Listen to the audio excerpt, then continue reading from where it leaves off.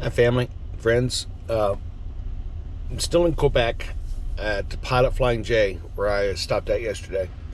Um, Inspections on your equipment, inspections on your trailers, and things are important. And you can miss things. You try not to. And this trailer I got is broke. I found it during post-inspection. In other words, when you stop for the night, basically you give your trailer a walk around and look at your tires and your lights. And when you don't have a load, it's much easier. And I happened to look up underneath with the flashlight and I found a crack in the frame. So I immediately jumped on the phone to safety extended services, which is our Maverick folks at night. Told them what was going on. Sent them pictures. They called me back, asked for additional pictures. I took the pictures close up of the cracks and all that, and the problem was orientation. And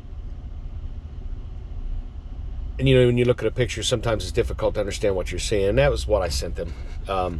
So I backed the camera back farther so they could see the whole area. Then they got the gist of where the crack is at. So they took the load off of me coming out of Montreal. And my guess is I'm probably going to end up going to Churchill, down to the Maverick yard. I don't believe this trailer's fixable. I don't know. I'm not a trailer repair guy. But you know, I did catch the crack before I got the load on the trailer, and it is it is one of those issues where in a road inspection they would park you.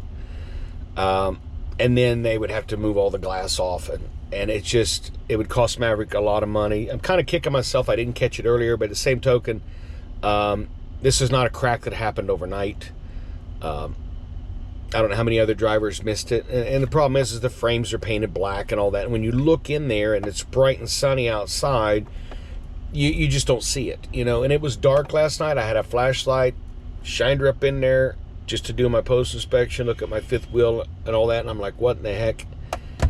So I'm kind of kicking myself over the fact that maybe I should have caught it sooner, but at the same token, I'm glad I did find it. And in the end, it could save Maverick a lot of money because they don't have to either do a load swap somewhere because I get hung out with a cracked frame, or I lose the load, or the load gets damaged. So there's two sides to that coin. I probably shouldn't beat myself up as much about it because I'm really thorough about inspecting trailers and inspecting my equipment. I mean, you figure, let's say you're working for Bob's company, you make 50 cents a mile, and you go out there and you get yourself a $200, $300, $500 ticket. How many more miles do you have to drive just to make that money back? So I'm on top of getting inspecting and looking at my stuff, and I don't know. We'll just move on. We'll see what Maverick's got for me, and I'll stay in touch.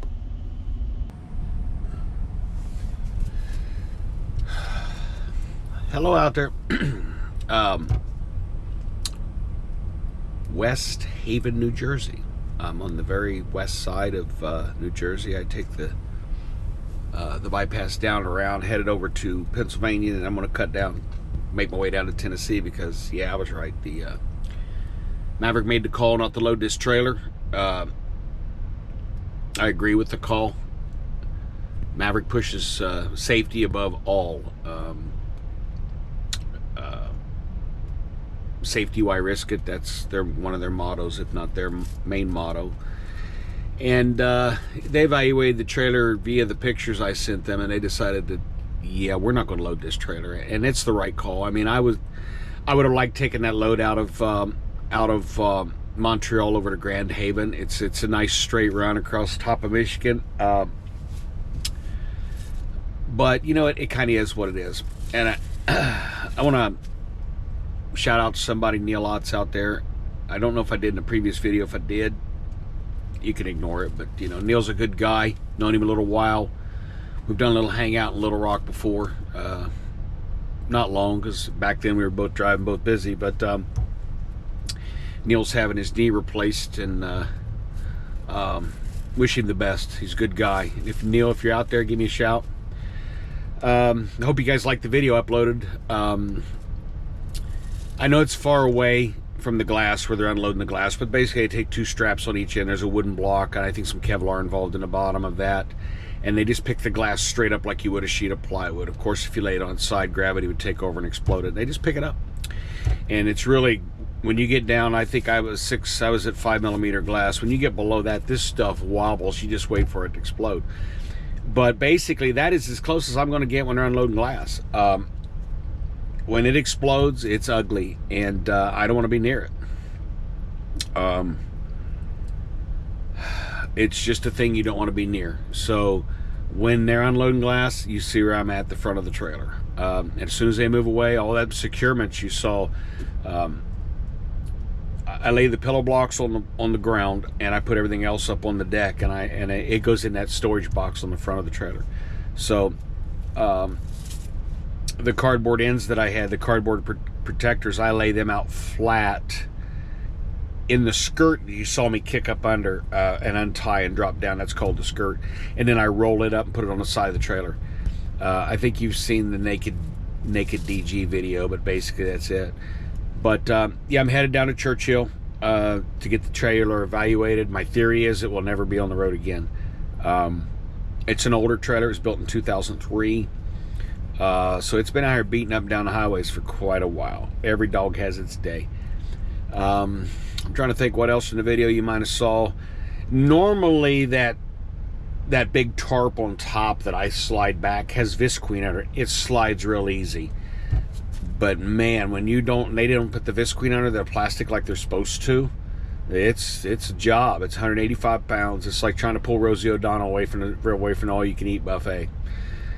But and then I had the blue mask on, so I'm trying to grab oxygen. And but yeah, I mean, it was a great delivery, and it was a great trip back. I've got some photos I took with my phone while I was driving, and in case you're wondering, I have a. Let's see here. Can you see that? Maybe not. Let's try this.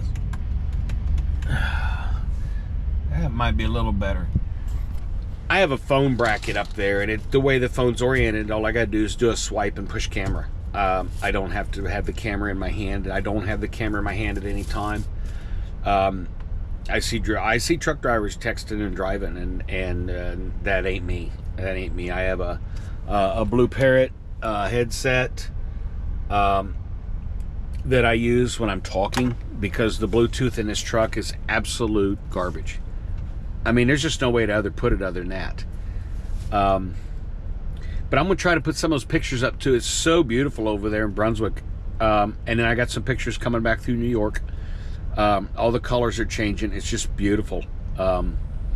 New Brunswick's really, to me, kind of indescribably beautiful. It is just, it's got these little quaint towns you go around and go through, and